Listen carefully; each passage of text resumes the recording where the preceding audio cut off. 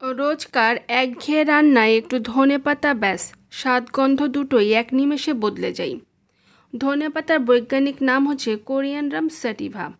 আসলে ধনেপাতার বিভিন্ন ঔষধি গুণ থাকার পাশাপাশি কিছু পার্শ্ব প্রতিক্রিয়াও রয়েছে। খাবারের স্বাদ বৃদ্ধি করলেও স্বাস্থ্যের জন্য অনেক ক্ষতিকারক হচ্ছে এই ধনেপাতা।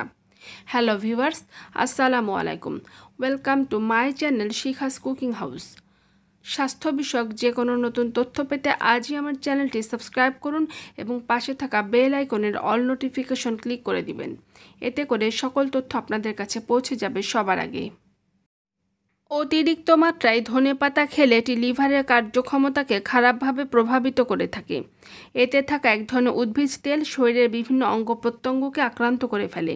এছাড়াও এটাতে এক ধরনের শক্তিশালী অ্যান্টিঅক্সিডেন্ট রয়েছে, যেটা সাধারণত লিভারের বিভিন্ন সমস্যা দূর করে, কিন্তু দেহের মধ্যে অতিরিক্ত মাত্রায় উপস্থিতি লিভারের ক্ষতি সাধনও করে থাকে। অতিরিক্ত ধনেপাতা খাওয়ার ফলে হৃৎপিণ্ড ক্ষতিগ্রস্ত হয়। এটি নিম্ন রক্তচাপ সৃষ্টি করে। চিকিৎসকরা উচ্চ রক্তচাপ নিয়ন্ত্রণে ধনেপাতা খাওয়ার পরামর্শ দেন, তবে অতিরিক্ত খেলে সেটা নিম্ন রক্তচাপের সৃষ্টি করে। এছাড়া এটি মাথা ব্যথারও অনেক সময় কারণ হতে পারে। শ্বাসকষ্টের রোগীদের ধনেপাতা খাওয়ার ব্যাপারে নিষেধাজ্ঞা দিয়ে থাকেন চিকিৎসকরা, কেননা এটি শ্বাস প্রশ্বাসের সমস্যা সৃষ্টি করে, যার ফলে ফুসফুসে অ্যাজমার সমস্যার সৃষ্টি হতে পারে। শ্বাসকষ্টের রোগীরা ধনেপাতা খেলে ছোট ছোট নিঃশ্বাস নিতেও সমস্যা তৈরি হয়। অতিরিক্ত ধনেপাতা খেলে বুকে ব্যথার মতো জটিল সমস্যা দেখা দিতে পারে। এটা শুধুমাত্র অস্বস্তিকর ব্যথার সৃষ্টি করে না, তা বরঞ্চ দীর্ঘস্থায়ীও করে তোলে। আর এই সমস্যা থেকে রেহাই পেতে দৈনন্দিন আহারে কম পরিমাণে ধনেপাতা খেতে পারেন। সবুজ ধনেপাতাতে মোটামুটিভাবে কিছু ঔষধি অ্যাসিডিক উপাদান থাকে, যেটি ত্বককে সূর্যরশ্মি থেকে বাঁচিয়ে সংবেদনশীল করে থাকে। কিন্তু অতিরিক্ত সেবনে সূর্যের রশ্মি একেবারেই ত্বকের ভেতরে প্রবেশ করতে পারে না, ফলে ত্বকে ভিটামিন কে থেকে বঞ্চিত হয়। এছাড়াও ধনেপাতা ত্বকে ক্যান্সারও তৈরি করে থাকে।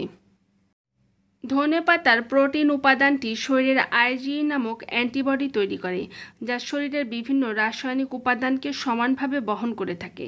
কিন্তু এর অতিরিক্ত মাত্রা উপাদানগুলোর ভারসাম্য নষ্ট করে, ফলে অ্যালার্জি তৈরি হয়। আর এই অ্যালার্জির ফলে দেহে চুলকানি, ফুলে যাওয়া, জ্বালাপোড়া করা, র্যাশ ওঠা ইত্যাদি নানান ধরনের সমস্যা তৈরি করে থাকে। অতিরিক্ত ধনেপাতা খাওয়ার আরেকটি ক্ষতিকর দিক হলো মুখে ব্যথা হওয়া। ধনেপাতায় বিভিন্ন অ্যাসিডিক উপাদান রয়েছে, যা ত্বককে সংবেদনশীল করে থাকে। পাশাপাশি এটি মুখের প্রদাহেরও সৃষ্টি করে, বিশেষ করে ঠোঁট, মাড়ি এবং গলা ব্যথা হওয়া, সারা মুখ লালও হয়ে যেতে পারে অনেক ক্ষেত্রে। নারীদের গর্ভকালীন সময়ে ধনেপাতা অতিরিক্ত খাওয়া ভ্রূণের বা বাচ্চার শরীরের জন্য বেশ ক্ষতিকারক। ধনেপাতাতে থাকা কিছু উপাদান নারীদের প্রজনন গ্রন্থির কার্যক্ষমতাকে নষ্ট করে ফেলে, যার ফলে নারীদের বাচ্চা ধারণ ক্ষমতা হ্রাস পায়। বাচ্চা ধারণ করলেও গর্ভকালীন ভ্রূণের মারাত্মক ক্ষতি হতে পারে। আজকের আলোচনায় যারা স্বাস্থ্য সচেতন তারা নিশ্চয়ই বুঝতে পেরেছেন যে ধনেপাতার নানান ধরনের উপাদান এবং গুণাবলী থাকা সত্ত্বেও, ভেষজ গুণ থাকা সত্ত্বেও আমাদের শরীরে অতিমাত্রায় সেবনে নানান ধরনের শারীরিক জটিলতা বাড়তে পারে। তাহলে বন্ধুরা, ভিডিওটি যদি উপকারী মনে হয় শেয়ার করে সবাইকে ছড়িয়ে দিন। ধন্যবাদ, ভালো থাকুন।